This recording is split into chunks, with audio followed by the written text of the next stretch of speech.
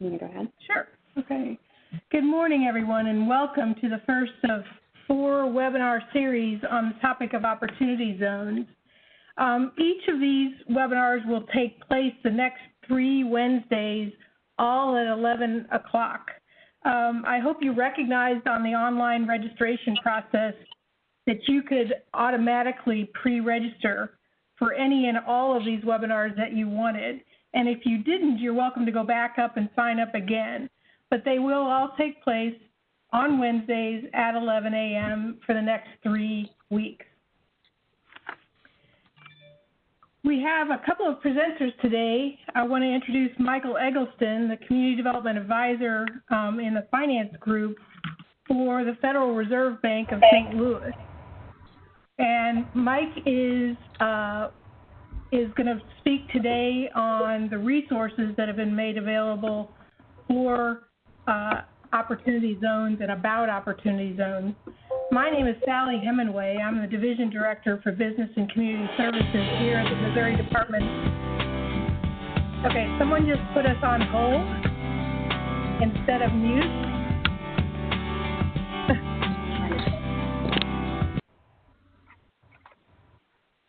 Okay. We have to remember, when you put us on hold, we hear your great hold music.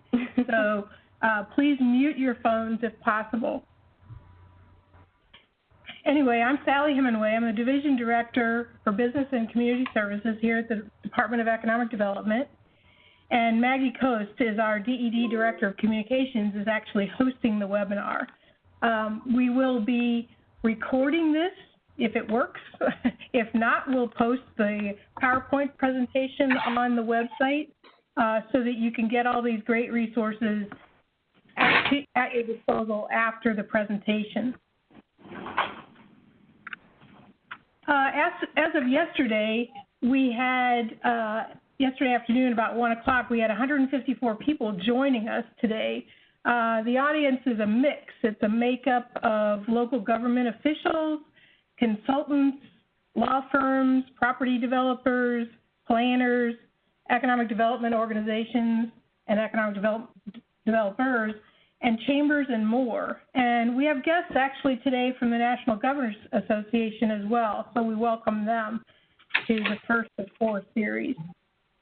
The content for today is intended to be a recap of what has occurred to date, an update and a timeline of U.S. Department of Treasury and the IRS actions that are related to this program of Opportunity Zones, and an introduction to a series of next steps you can be thinking about, and obviously a series of resources that you can make use of. We will leave room at the end of the presentation for questions, and Maggie will organize the group for questions. Everybody, please mute your phones again, and if you mute them now and you have a question later, you can unmute. We will allow you to pose the question, or you can use the chat feature that's available on the webinar and just type in your question, and we'll read the question and answer it for everybody at the end.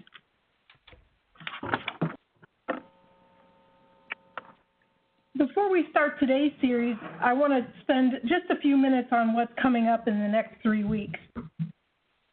Once we finish our updates and our recap of how we got to where we are right now, next Wednesday, on the 3rd of October, our guest speakers will spend part of the time digging into the mechanics of the tool.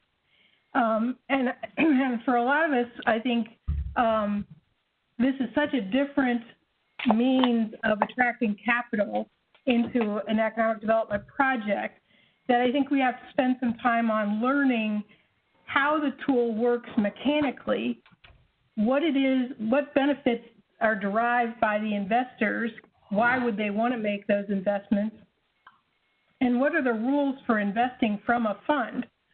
What are those types of investments that can be made? And really the focus on the difference, not only how the mechanics work, but the difference between what we're typically see in terms of public programs such as tax credits or grants or loans, or even tax exemptions or tax deductions. It'll also spend time on discussing real strategies and tactics for attracting investors into your opportunity fund. The following Wednesday, we've invited the Missouri Technology Corporation and some of their partners to lead a discussion about how opportunity zones can be used to advance your entrepreneurial environment and perhaps attract early stage investors into that arena as well. And then we'll close out this session, close out this planned series, if you will. This is not the last that we will do or the last technical assistance that we'll provide, but just this currently planned series will close out with more detail on fund development and fund management strategies, including those that are taking shape even in advance of the finalization of the federal regs, which we all anticipate coming down. Okay, I'm still getting quite a bit of background noise. I need to ask you once again to mute your phone, please.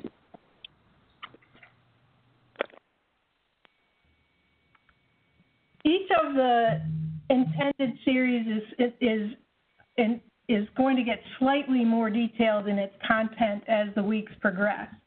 And so it really just gets more and more user intense as we go.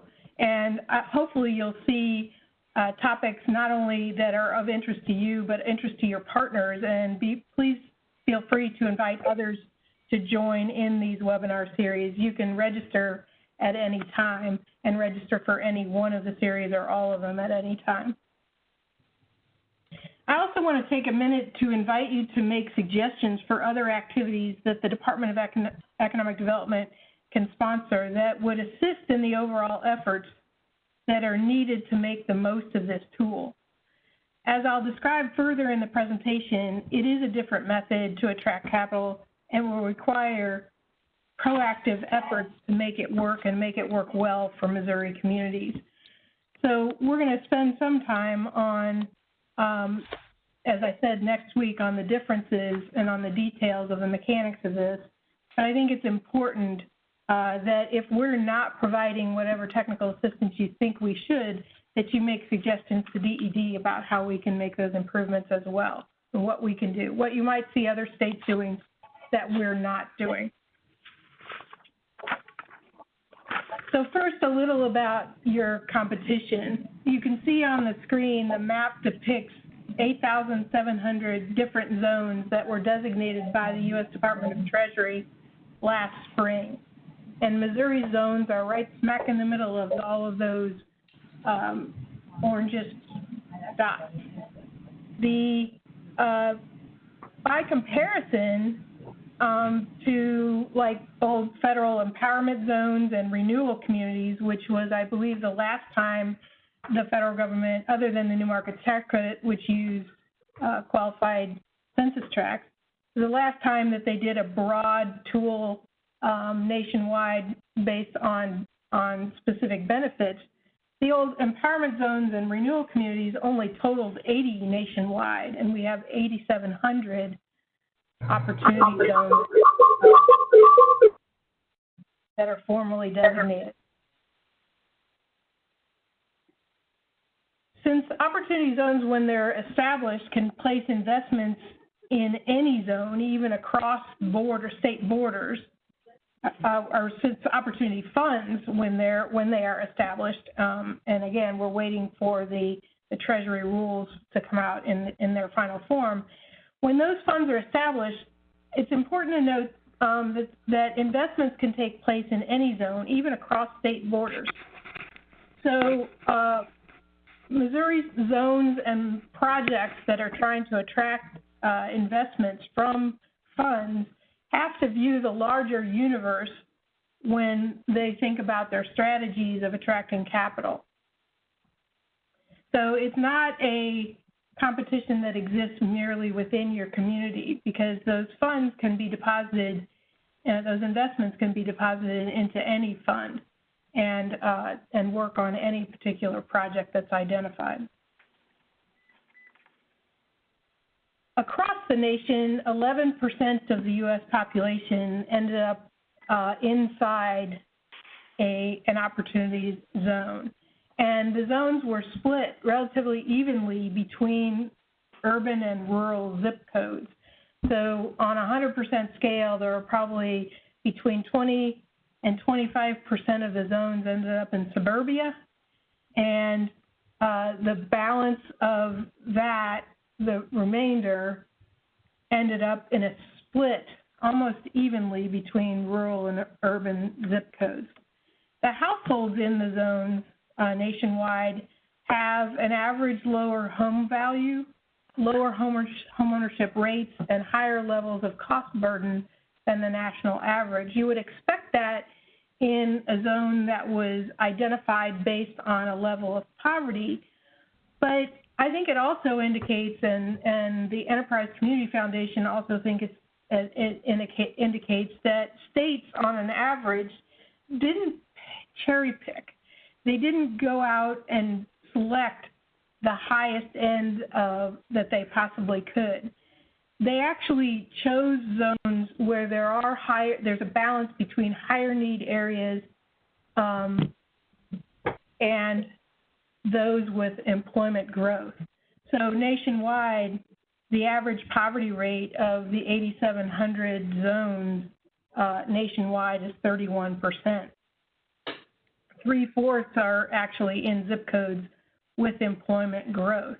So maybe not that specific neighborhood or community is experiencing employment growth, but within the zip code that it lies, there is employment growth in 3/4 of them. So it indicates that the zone may have a depressed area of your target, but the area as a whole is achieving increased employment. And that's good news because capital attracts capital. And I really think one of the keys of this program is how we can work on the public side to further do those things like mitigating investor risk and using public dollars to prime the pump where we can within those zones. But I think Missouri overall, DED was really pleased with the zone applications that came in and the zones that were picked. And I think people really took a hard look at how they could not cherry pick things, but actually focus zones on areas of need and opportunity. We ended up with 161 zones designated in Missouri. That was the maximum amount that we were allowed based on the federal law. Those 161 zones represent 47 different cities and counties, and we had cities and counties both sponsoring applications. So the first obvious point is many of those 47 different cities and counties selected more than one zone for us to come up with the 161 total. But every applicant that DED received that had an eligible zone listed received their first choice. So we were able to provide at least the first choice to everybody that submitted an interest in the program. And I think that bodes well for it as well. You can find the complete list of cities, those 47 cities and counties, on our website at the link that's provided. And again, we'll post this information to that website as well. Interestingly, each one of the opportunities that was presented to us through the application process also listed projects, also listed potential investments and projects at the ready, but for the lack of capital. So in our analysis, we looked at a variety of things. We used resources from the census and from various places on the web to look at the demographics, but also we tried to balance that with the element of distress and economic opportunities to see if we agreed and could achieve your overall goals at the same time. As an example of how the state is trying to move in the direction of assisting or complementing this program, for those of you who participate in the Historic Preservation Tax Credit Program, the General Assembly took its first step toward recognizing opportunity zones by creating a $30 million set-aside that matches the same census tracts for eligibility that the opportunity zones have. So you'll get a leg up, literally, as a recipient of a designation of a zone if you have historic property developers who are working inside your districts if they are working inside an opportunity zone. We've also had conversations of late.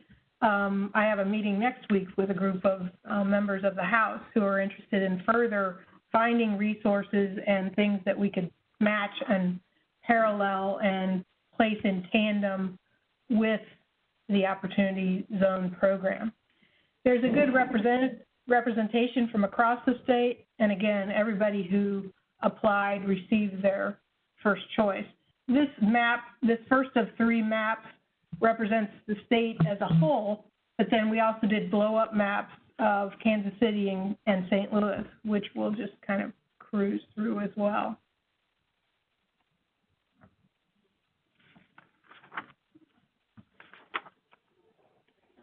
So again, we talked a little bit about the fact that this is a new tool designed to attract private investment, and the fact that we're going to dive deeper into the mechanics of how investors invest into a fund, how they derive benefits from that investment by delaying and reducing, in some cases, the capital gains taxes that they would otherwise have to pay, and then how the funds then make equity investments into projects and inside zones, and what types of projects and what types of equity investments are eligible. But I think it's interesting to note that there is a tremendous amount. U.S. investors hold approximately $2.3 trillion in unrealized capital gains, which does make this an untapped resource. I mean, I think the senators and representatives in the U.S. Congress who worked with the Economic Innovation Group and others to create this piece of the tax law, the most recently passed tax law, recognize that there is a possible way that we could utilize that untapped resource. It is a difficult process, even for somebody with a finance background, to grasp, and we're going to try and walk through that slowly next time. So, because I think the more you appreciate how it works, the more you'll appreciate what your duties will have to be to create strategies and what actions that you'll have to take to actually attract investors into your funds and into your projects. I think a lot of the financial minds that put the program together have an idea of how it will play out, but experience tells me that generally every new program has room to let the market shape it. And for those of you who really want to put your shoulder to the wheel, you can, I think, make a difference in how the program works for you and your ultimate goals. It's, again, it's by definition is not a typical economic development tool, and we're going to have to work proactively to make it work well for us. We can work together to create and deploy strategies, and again, I think that I'm going to charge you with the idea of, if you expect or want or think that the department can offer more technical assistance and more tools, by all means, we want to hear from you. I'm going to dispel a few myths that I've heard in the Opportunity Zone world so far, but again, these are just high-level things. Remember that opportunity funds can invest in any zone, even across its state lines. And the funds that are now organizing are not all privately held funds. There are a lot of philanthropic groups and a lot of nonprofits that are setting up zones and setting up the type of business partnership or corporation that's necessary to operate a fund.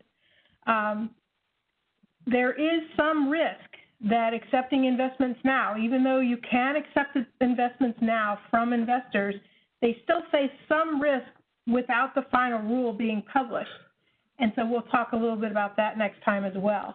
We expect Treasury and the IRS to come out with a new Q&A, and it could be as early as today that lands in our inboxes, and we will certainly provide that on our website.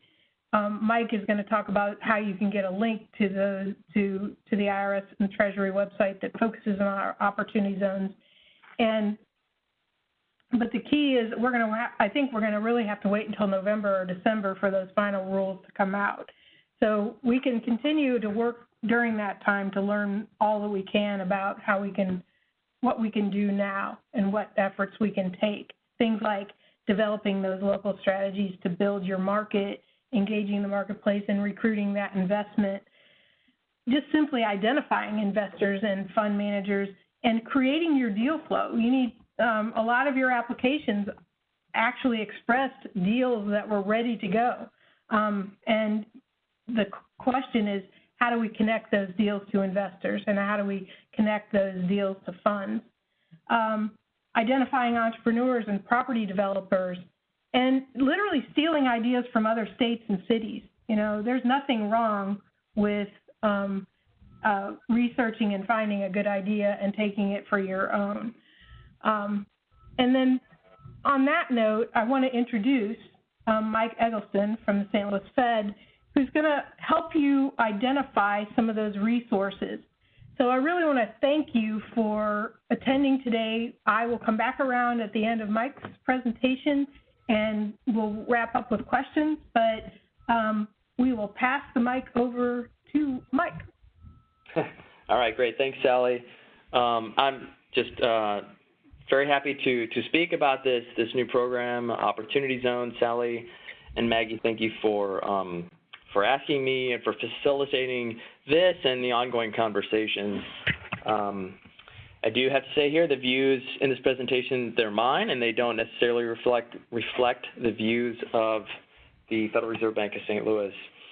And before I kind of get here, I do want to stop for a second and just acknowledge DED and Sally and her colleagues.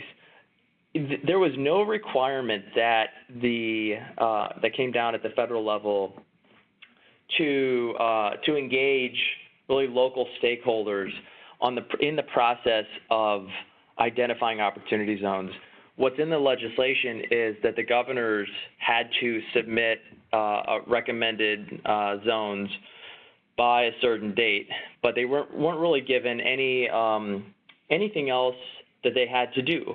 And so there were actually a fair number of states that had a pretty close process that didn't engage folks at the local level around what should and what criteria should and shouldn't be included, or what specific census tracts should be included in that recommendation. And to DED's credit, even given a lot that's was going on within our state government at the time, they really pushed forward with an open process to reach down to counties and to cities and to solicit that feedback before the recommendations were made. And so anyway, I just want to give them a lot of credit, because a lot of states did not take that path, and I think DED certainly led with having an open process.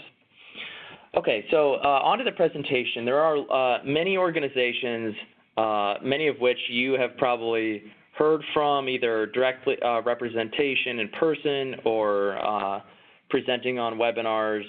Obviously, IRS and CDFI Fund, as part of the Treasury, they're the ones that are administering this program, and the IRS in particular is administering this program going forward. But there are organizations such as nonprofits like the Urban Institute, the Council on Development Finance Agencies, Enterprise. There are for-profit companies such as Novogradic, which is an accounting firm, and then, as Sally mentioned, the Economic Innovation Group, which created the white paper that has now ultimately led to the legislation. So a lot of organizations that have really kind of taking a leading role with the program. And so what I'm going to be talking about today is those organizations on the front lines of I think the program description and the formal guidance, looking at news and updates, analysis, and then maps. And so looking at the IRS is really the place to go. As Sally said, the IRS any day, possibly today, will be releasing a new set of questions and answers that will provide more clarity around some of the questions that folks have, including investors, with respect to the program. And they will be released on their website when those come out. And then again, as Sally mentioned, by the end of this year, November or December, should be the additional guidance that will be released. And then with the CDFI Fund, this was really during the designation process.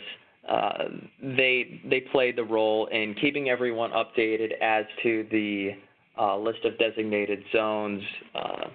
It happened on a rolling basis, and so on their website they have the list of opportunity zones. And at the end of the presentation, there'll be links to all of these organizations. Okay, so moving on into news and updates. So, what organizations are doing a great job of keeping people updated. So the Economic Innovation Group, on their website, they really kind of crowdsource and aggregate the news pertaining to opportunity zones. So they're pulling from a variety of different sources, and I found that it's been helpful because it's not just their work that's coming out, but they really are providing or are aggregating from a number of sources. And Novogradac is another one that's their website seems to do a good job of keeping information fresh and relevant. And here you can see this was from about a week and a half ago, and I actually pulled this down a few days ago, so they might have something new on there now. But they talked about how, and this gets into the technical side of it, but how OMB is now reviewing the guidance that the IRS has put forth. And this is in the form of the Q&As that will be coming out. But so they are really on top of it and a good place to find news and updates. As far as analysis goes, I think two organizations that are really kind of out front with this are both the Urban Institute and the Council on Development Finance Agencies. The Urban Institute has done some incredibly interesting analysis around the and I'll get to that in a second, but we've used some of their analysis around the current investment activity. So where is investment currently taking place? Where does it look like there's a risk of gentrification or displacing residents based on socioeconomic changes? And so they have just a lot of really good analysis on the program, how the zones were selected, et cetera. And then the Council on Development Finance Agencies, same thing, and I just want to point out one in particular report that they released maybe 3 weeks ago or so, and it's the State of the States. This is available to anyone. It's not just to their members. And so something that Sally had referenced, which is included in their report, is Missouri is the first state to pass Opportunity Zone specific legislation, the set aside for the historic tax credits in Opportunity Zones. You can find that on the report. You could also find, and this goes back to what Sally said with stealing or borrowing ideas from other states, you can see if you go to this report that Michigan is looking to or they will be adding a point system to their qualified allocation plan. And so that, in other words, they're looking to tie their allocation of low-income housing tax credits in a way to the Opportunity Zones program and aligning the incentives of both of those programs. It goes into what other states are doing in terms of kind of creatively layering incentives or what they're doing in terms of communicating with their constituents and stakeholders. And so I would certainly encourage you to check out their website, and in particular, this State of the States report. Right now, what I want to do is, and Maggie, I'll kind of need your help here, I'm going to go through a couple maps, one that we have created here at the St. Louis Fed and one that Enterprise has created. So if we can get the technology right, we're going to pull up a couple tools here. And so we're going to start with the, and some of you may have seen this already, but this is Enterprise's tool. Oops. And so they have, here you can see a map of the different zones, but it allows, and this is where it gets really interesting, it allows anyone to filter. So here we'll naturally filter by Missouri.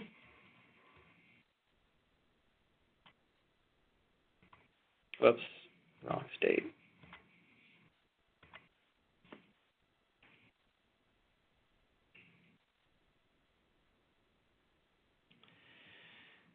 And we can zoom in on the map, but if we wanted to then filter by where are those zones in which they've received new market tax credit investment, we can filter that way.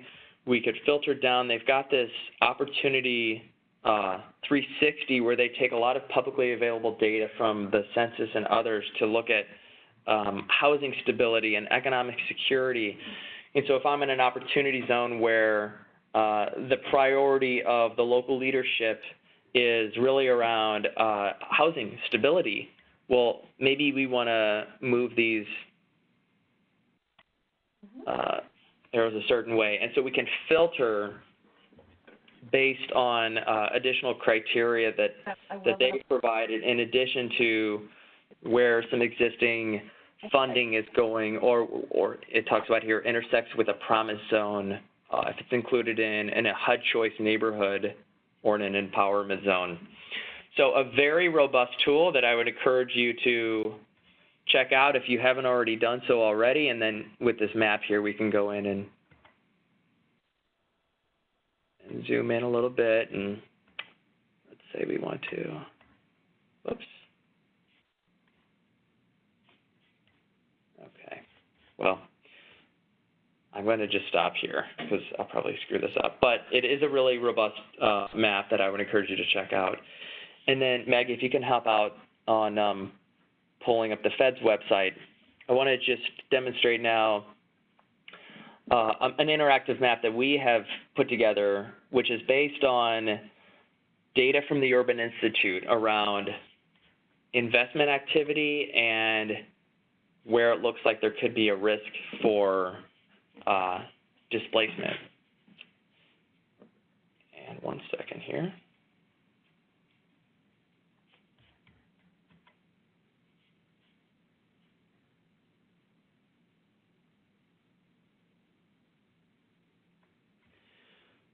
Okay, so it just defaults to Alabama, but we'll go down here and we've got information for every state in the country. So you can look at the state level and obviously see there's two maps here. And if you hover over, we'll start with the investment score. You can hover over the lighter shades indicate less amount of investment, and then the darker shades here indicate more investment. And in particular, we're looking at investments in businesses, in residential real estate, and in commercial real estate. And on the residential side, it's both single-family and multifamily housing. And it's taking an average between, I want to say 2011 and 2015. At the time, the data was most recently available when we developed the tool. And so here, if you're in St. Louis, and I'll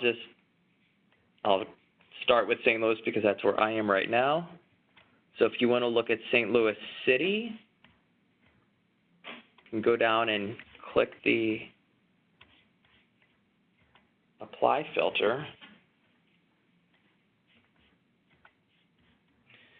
And you can see that And here's the river. So if you're in St. Louis or familiar with it, this is Illinois. This would be going out west to West County and Chesterfield. So this is kind of the central corridor. It looks like there are a couple designated opportunity zones where, on paper at least, it looks like there could be a risk of displacement and some.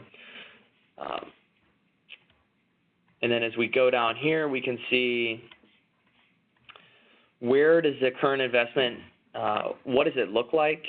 What does the current investment activity look like? And so some of these census tracts, it's actually not that much. And then in others, it's these darker ones, it's, you know, relatively a lot of investment currently taking place.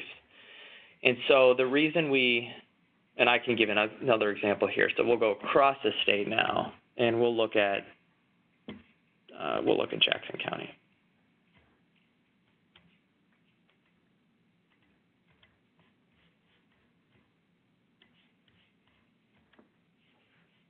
And as you'll see, when you change the counties, both maps actually show up. So in this case, at least on paper, it doesn't look like any of the opportunity zones in the Kansas City area are at risk of displacement. Again, it doesn't mean that's not necessarily the case, but just on some criteria that the Urban Institute has developed.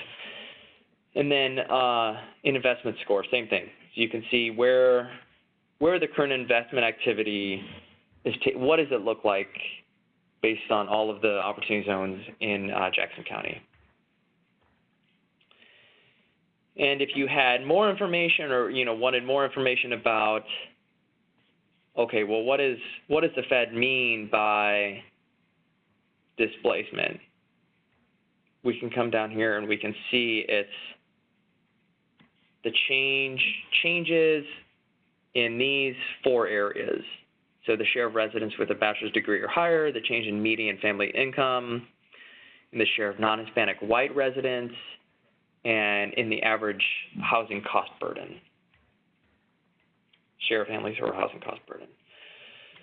So yeah, Maggie, if we can kind of go back to the presentation now. So those are 2 tools. There's others obviously out there, but 2 tools that display, I'd say, relatively unique information while also including maps of the program itself. And I'll conclude and wrap up here by you can see a list of the URLs that are associated with the tools that I had just showed you. You can see this CDFI's website, so you can find reports that the Council on Development Finance Agencies is putting out, or Enterprise, Novogradac. There are links to the IRS's website where those FAQs will come out once they're released. And so I'll stop there, but looking forward to questions or comments that you have. Thanks. So just so everyone knows, I've placed it, we were getting a lot of background noise, so I put everyone on mute. I'm going to go ahead and unmute everyone very slowly so that we don't get any background noise or any feedback or conversation. And I will let you know here real quickly whenever I have accomplished that. And Maggie, while Maggie's doing that, we did have one question already posted through the chat, and that relates to how do you find out if you're an individual business or an investor who's interested in investing in a particular project, how do you find out the more detail about the zone? And I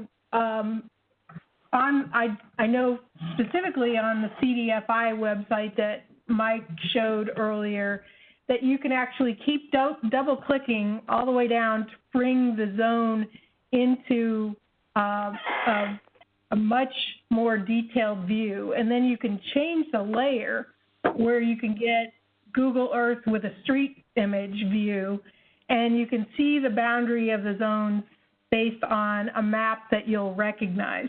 And so you'll be able to see whether or not your investment property or location of the business is actually inside the boundaries of the zone or not.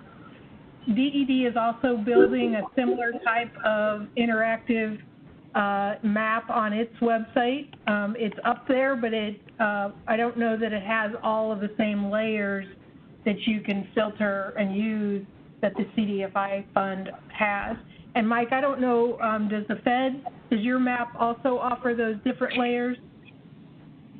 No, we don't, because we knew that was already out there and created by Enterprise, so we didn't want to duplicate that.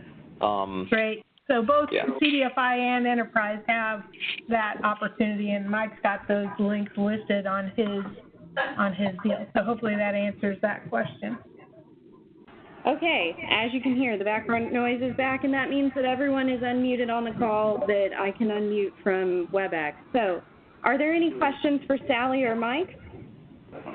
No, I don't think I. Anyway, he had built that club up to like 60 or 70 people, really active. Anybody want to ask a question?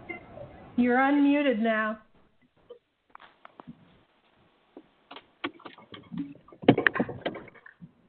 Any other questions on the chat? I have a question. Have they changed the date of how long since the capital gains? Are they going to extend that? They have not changed it yet at this point, and I don't know if there are plans to extend it in the final rule. Okay. I guess I just don't know how to advise someone if they think they have a capital gain, but there's not a process yet to do anything, what they should do.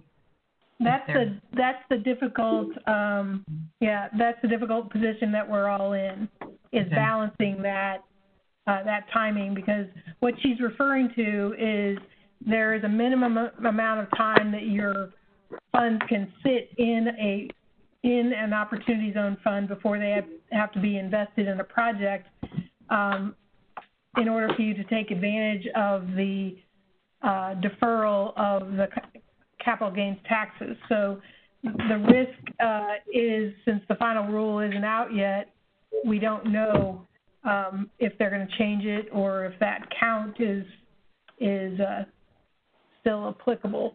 So it's yet to be determined. But hopefully I've seen the question posted before on other webinars, and hopefully this new round of Q&A will address more of that. Okay, thank you. Any other questions before we wrap up? Thank you all very, very much for your participation. I look forward to hearing